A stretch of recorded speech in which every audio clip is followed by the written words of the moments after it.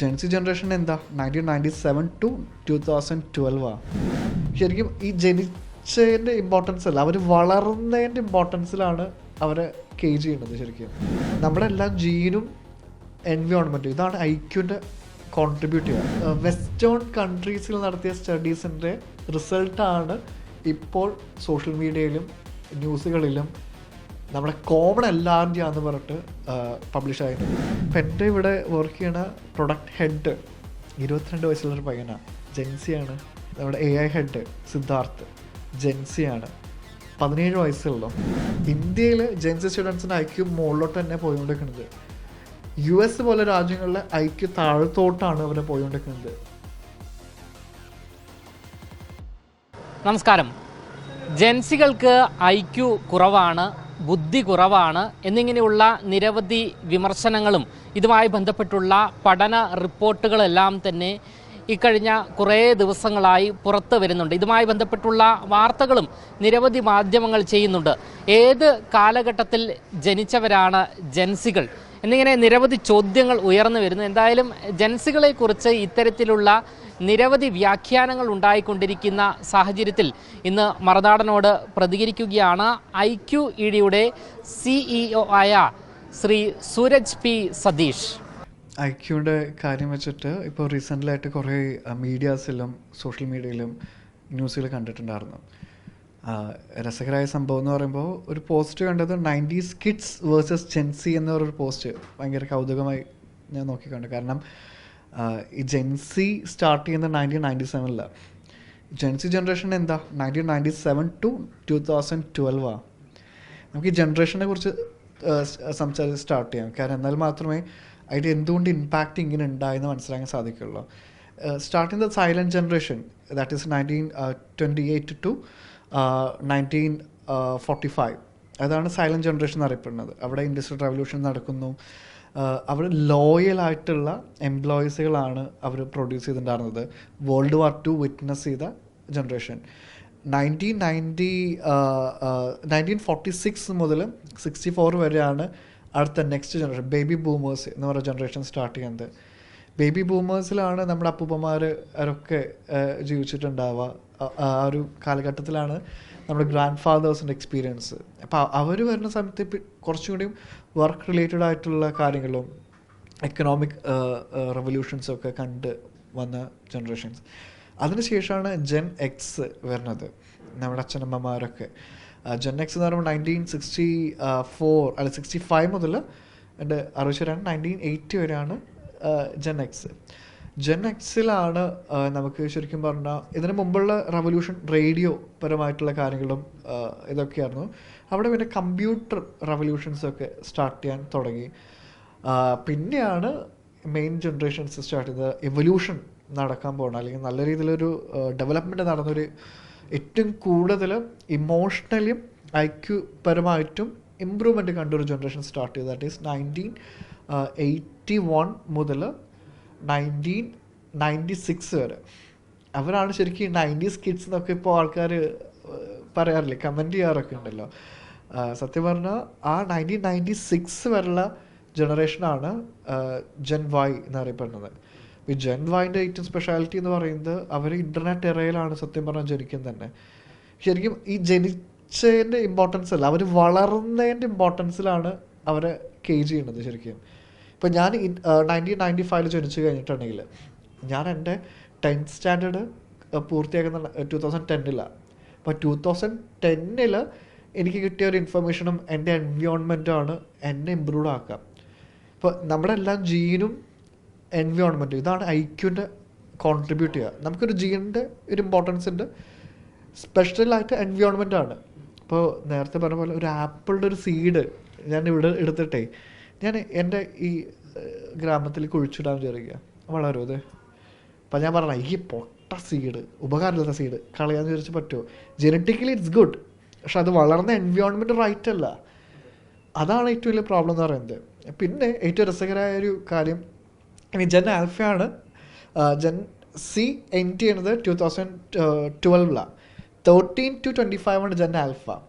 ഈ gen alpha എന്ന് പറയുന്നത് ജെൻ വൈൻ്റെ കുട്ടികളാണ്. ദാറ്റ് ഈസ് അവർ എക്സ്പ്ലോറിങ് ചെയ്യുന്നത് ഇൻ്റർനെറ്റ് എറ കഴിഞ്ഞ് ഇൻഫർമേഷൻ എറെല്ലാം കഴിഞ്ഞിട്ട് ഈ AI യുഗത്തിലാണ്. അപ്പോൾ ഇവർക്കെല്ലാം ഈ ജെൻഎക്സ് സ്റ്റുഡൻസിന് കോമൺ ആയിട്ട് കണ്ടുവരുന്ന ട്രേറ്റ്സുകളിൽ ഒന്നാണ് ഓൺട്രപ്രണറിയൽ ആയിട്ടുള്ള മൈൻഡ് സെറ്റ് കൂടുതലാണ് അവർക്ക് ഭയങ്കരമായിട്ട്. പക്ഷേ വിഷ്വലായിട്ടുള്ള ലേണിങ്ങിലാണ് കൂടുതൽ അവർ അഡിക്റ്റഡ് ആയിട്ടുള്ളത്. നമ്മുടെ ഒരു ജനറേഷൻ ആൾക്കാർ ടെക്സ്റ്റൽ ബേസ്ഡ് ലേണിംഗ് ആണെങ്കിൽ വിഷ്വൽ ബേസ്ഡ് ലേണിങ്ങിലോട്ടേക്ക് അവർ സ്വിച്ച്ഡായി.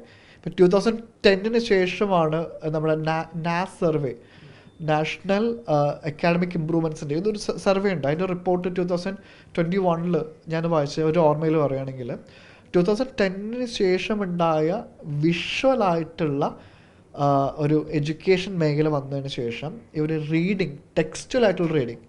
ഇപ്പോൾ ഈ ജെൻസി IQ ടെസ്റ്റ് ചെയ്യണത് ശരിക്കും പറഞ്ഞിട്ടുണ്ടെങ്കിൽ ന്യൂമറിക്കലായിട്ടുള്ള കാര്യങ്ങൾ, പ്രോബ്ലം സോൾവിങ്, ആൽഫബറ്റിക്കലായിട്ടുള്ള ഇതുണ്ടല്ലോ, ഈ ലാംഗ്വേജ് പഠിച്ചെടുക്കാൻ പറ്റുന്നത്, അതിൻ്റെ കുറവാണ് സത്യം പറഞ്ഞാൽ ഇവർ മാർക്ക് ചെയ്യണത്. പക്ഷെ പൂർണ്ണമായും അത് ശരിയല്ല, സ്പെസിഫിക്കലി ഇന്ത്യൻ ഡെമോഗ്രഫിയിൽ. കാരണം അതിലൊരു റീസൺ ഉണ്ട് ഇന്ത്യൻ ഡെമോഗ്രഫിയിൽ. അത് കാരണം ഇന്ത്യക്ക് ഓരോ ഏരിയയ്ക്കും ഡിഫറെൻറ്റ് കൾച്ചേഴ്സാണ്. ഇവിടുത്തെ IQ ടെസ്റ്റ് ചെയ്യേണ്ടത് ശരിക്കും ഡെമോഗ്രഫി വൈസ് ആയിരിക്കണം, കൾച്ചർ ബേസ്ഡ് ആയിരിക്കണം, പ്രൊഫഷൻ ബേസ്ഡ് ആയിട്ടായിരിക്കണം.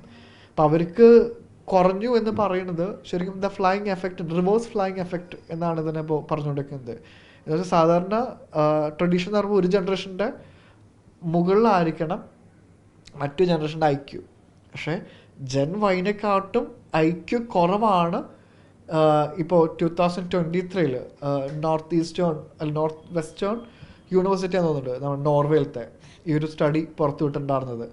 ഇത് കുറേ വെസ്റ്റേൺ കൺട്രീസിൽ നടത്തിയ സ്റ്റഡീസിൻ്റെ റിസൾട്ടാണ് ഇപ്പോൾ സോഷ്യൽ മീഡിയയിലും ന്യൂസുകളിലും നമ്മുടെ കോമൺ എല്ലാവരുടെയാണെന്ന് പറഞ്ഞിട്ട് പബ്ലിഷ് ആയതിനൊക്കെ ഉണ്ട്. പക്ഷേ സത്യത്തിൽ അത് പാർഷ്യലി കറക്റ്റാണ്, പാർഷ്യലി റോങ്ങും എന്ന് ഞാൻ പറയും. കാരണം വിവിധ സ്റ്റേറ്റുകളെ ബേസ്ഡ് ചെയ്തായിരിക്കും അല്ലെങ്കിൽ സ്ഥലങ്ങളെ ബേസ്ഡ് ചെയ്തായിരിക്കും ഇത് നിർണ്ണയിക്കപ്പെടുന്നത്. അതെ, ശരിക്കും സാമ്പിൾ സൈസിങ് ഭയങ്കര ഇമ്പോർട്ടൻ്റാണ്. ഹോൾ വേൾഡിൽ അവരെടുത്ത സാമ്പിൾ സൈസ് 4 ലക്ഷമാണ്. 4 ലക്ഷം കുട്ടികളുടെ മാത്രം എടുത്തിട്ട് എങ്ങനെയാണ് അവർ സ്പെസിഫിക് ആയിട്ട് ഇത് ഇങ്ങനെയാണെന്ന് സ്റ്റേറ്റ്മെൻ്റ് ആക്കി പറയാൻ പറ്റും എന്ന് തോന്നുന്നത്. ഇപ്പം എൻ്റെ ഇവിടെ വർക്ക് ചെയ്യണ പ്രൊഡക്റ്റ് ഹെഡ് 22 വയസ്സുള്ളൊരു പയ്യനാണ്, ജെൻസിയാണ്. പിന്നെ നമ്മുടെ AI ഹെഡ് സിദ്ധാർത്ഥ് ജെൻസിയാണ്, 17 വയസ്സുള്ളൂ. ഇവിടുത്തെ AIൻ്റെ ഹെഡാണ്. ഇത്രയും ഡെവലപ്മെൻറ്റ് ഈ കുട്ടികൾക്കുണ്ട്. അപ്പം അവർ വളർന്ന എൻവയോൺമെൻറ്റ് ഇമ്പോർട്ടൻ്റ് ആണ്, അവർക്ക് കിട്ടിയ ഷേപ്പിംഗ് ഇമ്പോർട്ടൻ്റ് ആണ്, അവർക്ക് കിട്ടിയ ഗുരുക്കന്മാരും ഇമ്പോർട്ടൻ്റ് ആണ്. അതെന്തുകൊണ്ടാണ് ഗുരുക്കന്മാരെ സ്പെസിഫിക് എടുത്ത് പറയാൻ കാരണം, നമ്മുടെ എഡ്യൂക്കേഷൻ സെക്ടേഴ്സ്, നമ്മുടെ എഡ്യൂക്കേഷൻ ഫീൽഡിൽ ഒരു വലിയൊരു പ്രോബ്ലം ഐഡൻറ്റിഫൈ ചെയ്തത് കുട്ടികളുടെ IQ നിലവാരത്തിലല്ല പഠിപ്പിക്കുന്നത്. IQ നിലവാരത്തിൽ പഠിപ്പിക്കുക എന്ന് പറയുമ്പോൾ ഇവൻ കോഗ്നിറ്റീവ് എബിലിറ്റിയും IQ 2 തന്നെയാണെന്ന് പറയും കേട്ടോ. ഇത് ലോജിക്കൽ റീസണിങ്, ന്യൂമറിക്കൽ എബിലിറ്റി എല്ലാം നോക്കിയിട്ടാണ് IQ. അതോടെ ക്രിയേറ്റിവിറ്റി ഒരു പാർട്ടുണ്ട്, അത് ഒരിക്കലും ഇതായിട്ട് നമുക്ക് ഡീൽ ചെയ്യാൻ പറ്റില്ല. കോഗ്നിറ്റീവ് എബിലിറ്റി ഇമ്പ്രൂവ് ചെയ്യാൻ വേണ്ടിയിട്ട് അവർ നല്ല രീതിയിൽ എഫേർട്ട് എടുക്കുന്നുണ്ട്. അതുകൊണ്ടാണ് ഓൺട്രപ്രണിയറൽ സ്കിൽസ് ഇവർക്ക് കൂടുതലാണെന്ന് പറയാൻ കാരണം. ജെൻസി കുട്ടികൾ നല്ല രീതിയിൽ മുമ്പോട്ട് തന്നെ പോകുന്നുണ്ട്. പക്ഷേ ഒരു സ്പെസിഫിക് ആയിട്ടുള്ള ഒരു ടൈം ഫ്രെയിം, ജെൻസി എന്ന് പറഞ്ഞ നേരത്തെ പറയുമ്പോൾ 1997 to 2012 ആണ്. പക്ഷെ ഈ കോവിഡ് ടൈമിൽ അഡോളസൻസിലോട്ടേക്ക് എത്തിയ കുട്ടികൾക്ക് നെഗറ്റീവ് എഫക്റ്റ് ഉണ്ടായിട്ടുണ്ട്. അത് ആക്സെപ്റ്റ് ചെയ്യുന്ന ഒരു ഫാക്റ്റാണ്. അതുകൊണ്ടാണ് ഞാൻ പറഞ്ഞത് പാർഷ്യലി റൈറ്റാണ്, പാർഷ്യലി റോങ് എന്ന് കാരണം അവർ വീട്ടിലിരുന്ന് പഠിച്ച് സ്റ്റാർട്ട് ചെയ്ത് തുടങ്ങിയ ഒരു ഏജ് ഗ്രൂപ്പാണ്. അവർക്ക് റിയാലിറ്റി വേഴ്സസ് ഒരു ഒരു ഒരു ഫിക്ഷണൽ വേൾഡിലാണ് സത്യം പറഞ്ഞാൽ ജീവിക്കുന്നത് തന്നെ. അവർക്ക് ആകെ ഡിജിറ്റലേ അറിയുള്ളൂ. ഒരു ഇൻട്രാക്റ്റീവ് ലേണിങ്ങോ ലാംഗ്വേജ് ഡെവലപ്മെൻറ്റോ അവർക്ക് ഉണ്ടായിട്ടില്ല. ഏറ്റവും ഒരു ഇമ്പോർട്ടൻ്റ് ഒരു പഠനം നമ്മൾ റീസെൻ്റായിട്ട് ഞാനത് നോട്ട് ചെയ്ത് വെച്ചിട്ടുണ്ടായിരുന്നു. ബേസിക്കായിട്ട് സ്റ്റുഡൻസിൻ്റെ നാഷണൽ അച്ചീവ്മെൻറ്റ് സർവേ, അതിനോടൊപ്പം തന്നെ ASER റിപ്പോർട്ട് പ്രകാരം 5ാം ക്ലാസ്സിലെ കുട്ടികൾക്ക് ഇപ്പോൾ അറിയണത് 2ാം ക്ലാസ്സിലെ ലാംഗ്വേജ് മാത്രമാണ്. എഴുതാനും വായിക്കാനും പറയണതിൻ്റെയാണ്. കാരണം വിഷ്വൽ ബേസ്ഡ് ആയിട്ടുള്ളത് കൂടുമ്പോൾ ലാംഗ്വേജ് ബേസ്ഡ് ആയിട്ട് റൈറ്റിംഗ് ഇതെല്ലാം അവരെ കുറഞ്ഞുകൊണ്ടിരിക്കുകയാണ്. അത് ഭയങ്കരമായിട്ട് നെഗറ്റീവായിട്ട് റിഫ്ലക്റ്റ് ചെയ്തുകൊണ്ടിരിക്കുകയാണ് സ്റ്റുഡൻസിൻ്റെ ഉള്ളിൽ തന്നെ. ASER report 2024 ASER report submit ചെയ്തതിൽ തന്നെ മനസ്സിലാക്കാൻ സാധിച്ചത് 5ാം ക്ലാസ്സിൽ പഠിക്കുന്ന ജെൻസി സ്റ്റുഡൻസുകൾ 5th സ്റ്റാൻഡേർഡ് സ്റ്റുഡൻസിന് ലാംഗ്വേജ് ഭയങ്കര ഇഷ്യമാണ്. അവർക്ക് 2nd സ്റ്റാൻഡേർഡ് സ്റ്റുഡൻറ്റ് ലാംഗ്വേജേ ഉള്ളൂ. എന്ന് വെച്ചാൽ ടെക്സ്റ്റ് മനസ്സിലാക്കാൻ പറ്റാത്തൊരു പ്രോബ്ലം. അത് വിഷ്വലായിട്ടുള്ള അതുകൊണ്ടാണ് ഈ ഷോർട്സുകളാണെങ്കിലും ഇൻസ്റ്റഗ്രാമിലെ റീൽസ് ആണെങ്കിലും ഇവർ ഷോർട്ട് ടേം അറ്റൻഷനാണ് ഇവരുടെ ക്രിയേറ്റഡ് ആക്കുന്നത്. ഈ ഷോർട്ട് ടേം അറ്റൻഷനാണ് ഈ ജെൻസി സ്റ്റുഡൻസിൻ്റെ ഈ പ്രോബ്ലം ഉണ്ടാക്കാൻ. അത് സ്പെസിഫിക്കലി ഞാൻ പറയുന്നത് കോവിഡ് ടൈമിൽ പ്യൂബർട്ടി അല്ലെങ്കിൽ അഡോളസൻസ് ഏജ് എത്തിയ സ്റ്റുഡൻസാണ് ഇത് ഭയങ്കര എഫക്റ്റീവ് ആയിരിക്കുന്നത്. കാരണം അവർക്ക് റിയാലിറ്റി വേഴ്സസ് ഫിക്ഷൻസിലോട്ടേക്കാണ് ഇപ്പോൾ നിൽക്കുന്നത്. ആൻഡ് ഈ കുട്ടികൾക്ക് ഇത് ചേഞ്ച് ചെയ്യാൻ സാധിക്കും. ഞാൻ നേരത്തെ പറഞ്ഞ എൻവയോൺമെൻറ്റ് ചേഞ്ച് ആകുമ്പോൾ തന്നെ അതിലേക്ക് ഡെവലപ്മെൻറ്റ് ഉണ്ടാക്കാൻ പറ്റുന്ന കാര്യം തന്നെയാണ്. എൻവയോൺമെൻറ്റ് ചേഞ്ച് ചെയ്യുമ്പോൾ പ്യുവറായിട്ടുള്ള ഡെവലപ്മെൻറ്റ്സ് അതിലേക്ക് ക്രിയേറ്റ് ചെയ്യാൻ സാധിക്കും. പക്ഷേ എൻവയോൺമെൻറ്റ് ചേഞ്ച് ചെയ്യാൻ പറയാൻ കാരണം എന്താ അറിയുമോ? ഈ ജെൻസി കുട്ടികളെ പഠിപ്പിക്കേണ്ടവ ജെൻ എക്സ് ആവാം. ജെൻ എക്സിൻ്റെ കാലഘട്ടത്തിൽ റവല്യൂഷൻ ചിലപ്പോൾ റേഡിയോ, നമ്മുടെ കേബിൾ TV റവല്യൂഷനൊക്കെ വന്ന സമയമാണ്, ടെലിവിഷൻ. ജെൻസി കുട്ടികളാണെങ്കിൽ ഇൻ്റർനെറ്റ് എറയൊക്കെ ബേസ്റ്റ് ചെയ്ത് ഭയങ്കരമായിട്ട് ഇരിക്കുന്ന ഒരു സ്റ്റുഡൻസാണ്. ഇവർക്കൊക്കെ ആണെങ്കിൽ അവരെക്കാട്ട് കുറേ പെട്ടെന്ന് ഫാസ്റ്റായിട്ട് നോളജ് ഒരു ടിപ്പിൽ കിട്ടുന്നുണ്ട്. അവർക്ക് ലാപ്ടോപ്പ് വർക്ക് ചെയ്യാൻ അറിയാം, മൊബൈൽ ഫോൺ വർക്ക് ചെയ്യാൻ അറിയാം. അപ്പോൾ ഇവരെ പഠിപ്പിക്കുന്ന സമയത്ത് സ്പെസിഫിക്കലി ഇവരുടെ ഫ്രെയിം ഓഫ് റെഫറൻസും ഈ കുട്ടികളുടെ റെഫറൻസും രണ്ടാണ്. ഇവരിതിൽ അപ്ഡേറ്റഡ് ആയ കുട്ടികൾക്ക് മാത്രമേ ബെറ്റർ ടീച്ചിങ് പ്രൊവൈഡ് ചെയ്യാൻ പറ്റുന്നുള്ളൂ. എന്ന് വെച്ചാൽ ഞാൻ ഇപ്പോൾ ക്വാണ്ടം മെക്കാനിക്സ് എന്തെന്ന് പഠിപ്പിച്ചു കൊടുക്കണം. ഇപ്പോൾ ജെൻ എക്സ് എന്ത് ചെയ്യും? എൻ്റെ കാലഘട്ടത്തിൽ എനിക്ക് എൻ്റെ റെഫറൻസ് എന്നുള്ള കാര്യങ്ങളെ പഠിപ്പിച്ചു തരാൻ പറ്റുക. പക്ഷേ ജെൻസിക്ക് അതിനെക്കാട്ട് ഉപരിയായിട്ട് വിഷ്വലി അവർക്ക് അപ്പീലിംഗ് ആവണം. അവർ ഇമാജിൻ ചെയ്യണം. ആ ഇമാജിനേഷൻ അവിടേക്ക് എത്തിയിട്ടില്ലെങ്കിൽ മനസ്സിലാക്കാൻ സാധിക്കില്ല. അപ്പോൾ ആ ഒരു വലിയൊരു ഗ്യാപ്പ് ശരിക്കും പറഞ്ഞാൽ നമ്മുടെ എഡ്യൂക്കേഷൻ സിസ്റ്റത്തിൽ ടീച്ചേഴ്സിൻ്റെ ട്രെയിനിങ് വളരെ ശക്തമായി മാറ്റിയിരിക്കുന്നു. കാരണം എന്നാൽ മാത്രമാണ് ഈ കുട്ടികൾക്കൊരു ചേഞ്ച് ക്രിയേറ്റഡ് ആവുള്ളൂ. അപ്പോൾ നമ്മൾ ആ സ്റ്റുഡൻസിന് മാത്രം എല്ലാവരും ആ ഒരു ജനറേഷൻ കുട്ടികൾ മാത്രം ഇങ്ങനെ പ്രോബ്ലമായിട്ട് പറയുമ്പോഴും ആക്ച്വൽ റീസൺ എൻവയോൺമെൻറ്റാണ്. ആ എൻവയോൺമെൻറ്റ് നമുക്ക് പ്രോപ്പറായിട്ട് ഷിഫ്റ്റ് ചെയ്യാൻ പറ്റുക ക്രിയേറ്ററാണ്. ആൻഡ് അറൗണ്ട് 98 രാജ്യങ്ങളിൽ നിന്നുള്ള സാമ്പിളിങ് എടുത്തിട്ടാണ് ഈ റിസർച്ച് കണ്ടക്ട് ചെയ്തിട്ടുള്ളത്. കുറേ ഒറ്റ പേപ്പർ മാത്രം, അത് ക്യുമുലേറ്റീവ് 3-4 പേപ്പേഴ്സുകൾ നോക്കിയതിന് ശേഷമാണ് ഇതൊരു ന്യൂസായിട്ട് തന്നെ ഇപ്പോൾ പുറത്തുവിടുന്നുണ്ട്. പക്ഷേ ഈ സാമ്പിളിങ് എടുത്തതിലും ഞാൻ പറയുന്നത് ഇന്ത്യയിൽ ജെൻസി സ്റ്റുഡൻസിൻ്റെ ഐക്യു മുകളിലോട്ട് തന്നെ പോയിക്കൊണ്ടിരിക്കുന്നത്. US പോലെ രാജ്യങ്ങളിലെ ഐക്യു താഴത്തോട്ടാണ് അവരെ പോയിക്കൊണ്ടിരിക്കുന്നത്. നമുക്ക് അപ്പോൾ ഇന്ത്യയിൽ ഒരിക്കലും പറയാൻ പറ്റില്ല ജെൻസി കുട്ടികളുടെ ഐക്യു നേരെ താഴോട്ട് എന്നൊരിക്കലും പറയാൻ പറ്റില്ല. ക്ലാസിക്കൽ എക്സാമ്പിൾ ഇപ്പോൾ ഞാൻ നേരത്തെ പറഞ്ഞ പോലെ നമ്മുടെ ഇവിടുത്തെ ജയകൃഷ്ണ സ്റ്റുഡൻറ്റ് കുട്ടി, നമ്മുടെ പ്രൊഡക്റ്റ് മാനേജർ ഇൻറ്റേണായിട്ട് കയറി.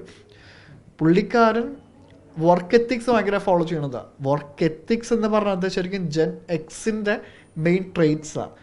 ഓരോ ജനറേഷനും ഓരോ ക്യാരക്ടറിസ്റ്റിക്സ് ഉണ്ടായിരുന്നു. അപ്പോൾ ജെൻ എക്സിൻ്റെ ട്രെയ്റ്റ്സ് ഈ സ്റ്റുഡൻറ്റ് കാണിക്കണമെങ്കിൽ ജെൻ എക്സ് ആയിരിക്കും ഇവരുടെ പാരൻസ്. അവർ ഈ സ്റ്റുഡൻറ്റിനെ മോൾഡ് ചെയ്ത രീതി അത് അങ്ങനെയാണ്. ആ മോൾഡിങ് ഭയങ്കര ഇമ്പോർട്ടൻ്റാണ്. ശരിക്കും ജെൻ എക്സും ജെൻ വൈയും എല്ലാവരും ഈ സഡൻ ഷിഫ്റ്റ് വന്ന സമയത്ത് അതിലോട്ടേക്ക് ഭയങ്കര ഇൻ്റർനെറ്റ് മൊബൈലിലോട്ടേക്ക് അവർ ഓൾറെഡി ചേഞ്ചായി. അവരെ ചേഞ്ച് കണ്ടിട്ടാണ് ജെൻസി പഠിച്ചുകൊണ്ടിരിക്കുന്നത്. ആ ചേഞ്ചിൻ്റെ ഇമ്പാക്റ്റാണ് അവർ. ഇപ്പം നേരത്തെ പറഞ്ഞ ഈ ഐക്യു കുറവാണ് ജനറേഷൻ എന്ന് പറയണമെങ്കിൽ ജനറ്റിക്കലി അപ്പോൾ അവർക്ക് ഐക്യു കുറവാണോ? അല്ല, എൻവയോൺമെൻറ്റിലാണ് പ്രോബ്ലം വന്നേക്കുന്നത്. Genetically they are good. Environment issue ആണ് അവിടെ സോൾവ് ചെയ്യേണ്ടത്. നമ്മൾ പ്രോബ്ലം നോക്കണമെങ്കിൽ how to solve the problem ആണ് ഏറ്റവും ഇമ്പോർട്ടൻറ്റ് വേണ്ടത്, അല്ലേ?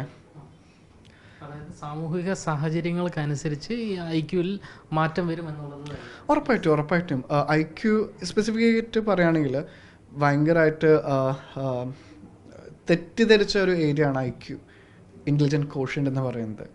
ഒരു കുട്ടിയുടെ ഐക്യു നിർണ്ണയിക്കുന്നത് തന്നെ അവരുടെ പ്രോബ്ലം സോൾവിങ് സ്കിൽസ്, അങ്ങനെ കുറേ ടെക്നിക്കൽ ഇത് വെച്ചിട്ടാണ്. പക്ഷെ അതും അവരുടെ റിയൽ ലൈഫ് ഇമ്പാക്റ്റും രണ്ടും ചിലപ്പോൾ രണ്ടാവാം.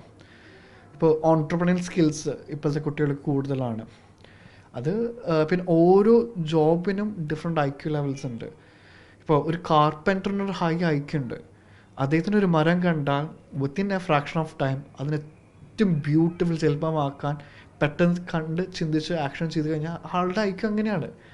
അപ്പം ആ ഓരോ ജോബ് കാറ്റഗറികൾക്കും ഓരോ കോഗ്നേറ്റീവ് അല്ലെങ്കിൽ ഒരു ക്യാരക്ടറിസ്റ്റിക്സ് ഉണ്ട്. അത് പൊസസ് ചെയ്യുന്ന ആൾക്കാർക്ക് വ്യത്യസ്തമായിട്ട് കാണാൻ പറ്റും. ആൻഡ് ഇത് നേരത്തെ പറഞ്ഞ എക്സാമ്പിൾ പോലെ ഒരു ജനറ്റിക്കലി ഇറ്റ്സ് ഗുഡ്, വിത്ത് നല്ലതാ, പക്ഷെ വിത്ത് മുളയ്ക്കണ എൻവയോൺമെൻറ്റ് ഇമ്പോർട്ടൻ്റാണ്. ആൻഡ് നമുക്ക് ഇത് ഡെവലപ്പ് ചെയ്യാൻ പറ്റുമെന്ന് ചോദിക്കുമ്പോൾ തന്നെ മനസ്സിലാക്കാൻ പറ്റും. ഇപ്പോൾ ഐക്യുവിൻ്റെ റിസർച്ചിൽ അജിത് സാറ് ഐക്യുമാൻ ഓഫ് കേരള എന്ന് അറിയപ്പെടുന്ന വ്യക്തി 22-ാം വയസ്സ് വരെ അദ്ദേഹത്തിന് ബിലോ ആവറേജ് ആയിരുന്നു. 22-ാം വയസ്സ് വരെ എന്ന് വെച്ചാൽ കോളേജിൽ നിന്ന് പുറത്താക്കിയൊരു വ്യക്തിയാണ് ഇന്ന് ഐക്യു ഡെവലപ്മെൻറ്റിന് വേണ്ടി വരുന്നത്. ആൾ ഐക്യുമാൻ എന്ന് ലോകം അറിയപ്പെടുന്നത് തന്നെ. രണ്ടാമത്തേത്, ഇപ്പോൾ ഞാൻ ഇതിലോട്ടേക്ക് ഈ ഒരു പ്രൊജക്റ്റിലേക്ക് ഇൻട്രസ്റ്റ് കാണിക്കാൻ ഒറ്റൊരു കാരണം 10ാം ക്ലാസ്സിൽ പഠിക്കുന്ന സമയത്ത് എനിക്ക് ഐക്യു ഇല്ല എന്ന് പറഞ്ഞിരുന്നു. ഞാൻ CBSE ആണ്. അപ്പോൾ എനിക്ക് ഐക്യു ഭയങ്കര കുറവാണ്. അവർ വളരെ 10ാം ക്ലാസ് പാസ്സാവാൻ പ്രശ്നമാണെന്ന് പറഞ്ഞിട്ടുണ്ടായിരുന്നത്. അവസാനം എന്നെ ഹോസ്പിറ്റലിൽ കൊണ്ടുപോയി, തൃശ്ശൂരിലുള്ള ഒരു ഇൻസൈഡ് എന്നൊരു ഹോസ്പിറ്റലിൽ കൊണ്ടുപോയി. അവിടെ ടെസ്റ്റ് ചെയ്തിട്ട് ഡോക്ടേഴ്സും പറഞ്ഞു സർട്ടിഫൈ ചെയ്ത് മണ്ടനാന്ന്, ഐക്യു കുറവാന്ന് എഴുതി തന്നു എനിക്ക്. പക്ഷെ അന്ന് ഞാൻ ചിന്തിച്ചു എന്താണ് ഈ ഐക്യു, അപ്പോൾ എനിക്ക് എന്തുകൊണ്ടാണ് ഡെവലപ്ഡ് ആവാത്തത്. അന്ന് എനിക്ക് കൊമേഴ്സ് അല്ലെങ്കിൽ ഹ്യൂമാനിറ്റീസ് ഓപ്ഷൻ തന്നെ, എനിക്ക് സയൻസ് എടുക്കാൻ പറ്റില്ല എന്ന് പറഞ്ഞു. എന്തോ സയൻസ് എടുക്കാനുള്ള മാർക്ക് ഉണ്ടായിട്ടും സയൻസ് എടുക്കണ്ട എന്ന് പറഞ്ഞു. ചില മാർക്ക് ഉണ്ടാകും ജസ്റ്റ് അത് മുട്ടിയില്ല എന്നുള്ളൊരു ക്യാപ്പിലാണ് എൻ്റെ മാർക്ക് ഉണ്ടായിരുന്നത്. പക്ഷെ മാർക്കിനെക്കാട്ടും ഉപരി ആ സ്കിൽ ഡെവലപ്മെൻറ്റിന് ഇമ്പോർട്ടൻസും കുട്ടികളെ ഹൗ ടു ലേൺ എന്നുള്ള ഇമ്പോർട്ടൻസും കൊടുക്കണം. എന്ന് വെച്ചാൽ ഇപ്പോൾ ഒരു സബ്ജക്റ്റ് എടുക്കുമ്പോൾ ഹിസ്റ്ററി പഠിപ്പിക്കുന്ന രീതിയല്ല മാത്സ് പഠിപ്പിക്കേണ്ടത്, മാത്സ് പഠിപ്പിക്കുന്ന രീതിയല്ല ഏത് സബ്ജക്റ്റും, ഇംഗ്ലീഷ് പോലെയുള്ള കോൺവെർസേഷണൽ സബ്ജക്ട്സുകൾ പഠിപ്പിച്ചു കൊടുക്കേണ്ടത്. ഓരോ ടോപ്പിക്കിനും വ്യത്യസ്ത ലേണിംഗ് അപ്രോച്ച് ഉണ്ട്. ഓരോ ഡേറ്റ നമ്മുടെ ബ്രെയിൻ സ്റ്റോർ ചെയ്യുന്നത് വ്യത്യസ്തമായിട്ടാണ്. അതിനനുസരിച്ചുള്ള അല്ലെങ്കിൽ ഒരു മോഡലിംഗ് കുട്ടികൾ ചെയ്തിട്ടില്ലെങ്കിൽ അവർ പഠിച്ചെടുക്കില്ല. എന്നിട്ട് കുട്ടികളെ വഴക്ക് പറഞ്ഞിട്ട് കാര്യമില്ല. കാരണം കുട്ടികൾ ജനിച്ചു വളർന്ന സാഹചര്യമാണ്. ഏറ്റവും രസകരമായ സാധനം പറഞ്ഞിട്ടെ, നമ്മുടെ ബോധ മനസ്സും ഉപബോധ മനസ്സിൻ്റെ ഒരു ഡിഫറൻസ് വേറൊരു ഏരിയ പറഞ്ഞുതരാം. അമ്മ എന്നുള്ള വാക്കാണ് ആദ്യം ഒരു കുട്ടി പഠിക്കണത് അല്ലേ.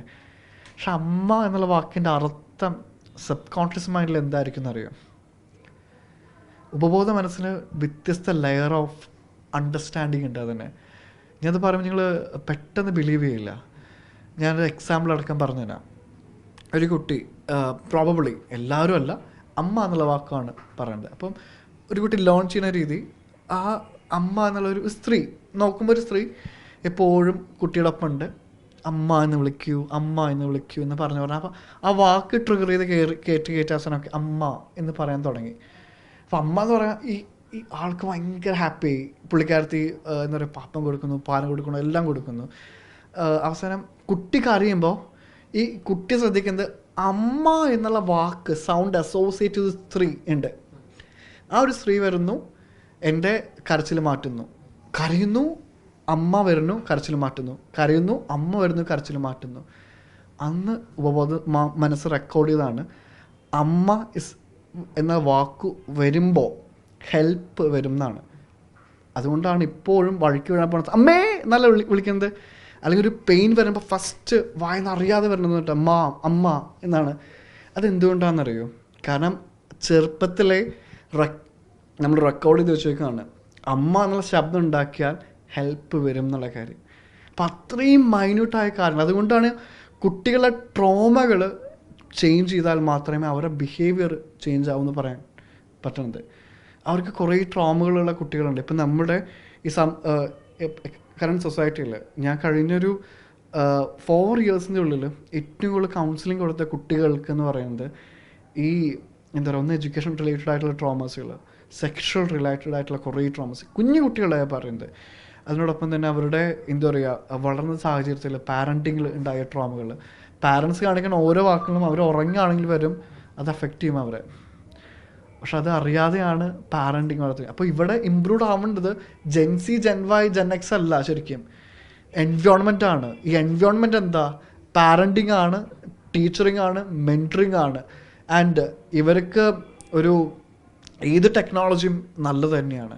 ടെക്നോളജിയിലല്ല ഇമ്പോർട്ടൻസ് ഇരിക്കുന്നത്, അതിനെങ്ങനെ ഗ്രൂം ചെയ്യണമെന്നാണ്. ഇപ്പോൾ ഒരു കത്തിയുടെ എക്സാമ്പിൾ, ഒരു കത്തി എൻ്റെ അമ്മയുടെ കയ്യിൽ കൊടുത്ത അമ്മ ഇത് ചെയ്യാനാ പച്ചക്കറി അരിയാനാ ഉപയോഗിക്കുക. ഒരു കള്ളൻ്റെ കയ്യിൽ കൊടുത്താൽ കുത്തി തുറക്കാൻ ഉപയോഗിക്കുക. ഒരു കൊലപാതകളുടെ കയ്യിൽ കൊടുത്താൽ കൊല്ലാൻ ഉപയോഗിക്കുക. കത്തിയാണോ പ്രശ്നം? അത് ഉപയോഗിക്കാൻ കൊടുത്ത ആളും ആ വ്യക്തി വരുന്ന സാഹചര്യവും അവരുടെ മൈൻഡ് സെറ്റാണ് ഇമ്പോർട്ടൻറ്റ്. അവിടെയാണ് ചേഞ്ച് വരുത്തേണ്ടത്. ആ സൊല്യൂഷൻ ഇല്ലാതെ പോയിട്ടൊരു കാര്യമില്ല. എന്തായാലും സൂരജ് പറഞ്ഞത് പ്രകാരം നമ്മുടെ ഇന്ത്യയിൽ ജൻസികൾ, അതായത് ജൻസികളുടെ IQ വളരെ വലുതാണ്, അത് കൂടുതലാണ് എന്നാണ്. ഈ പഠന റിപ്പോർട്ടുകളെല്ലാം തന്നെ പുറത്തു വരുന്നു. എന്നാൽ അത് ഒരു പ്രദേശത്തെ മാത്രം കേന്ദ്രീകരിച്ച്, അല്ലെങ്കിൽ ഒരു സംസ്ഥാനത്തെയോ രാജ്യത്തെയോ മാത്രം കേന്ദ്രീകരിച്ച് വരുന്ന പഠന റിപ്പോർട്ടുകളാണ്.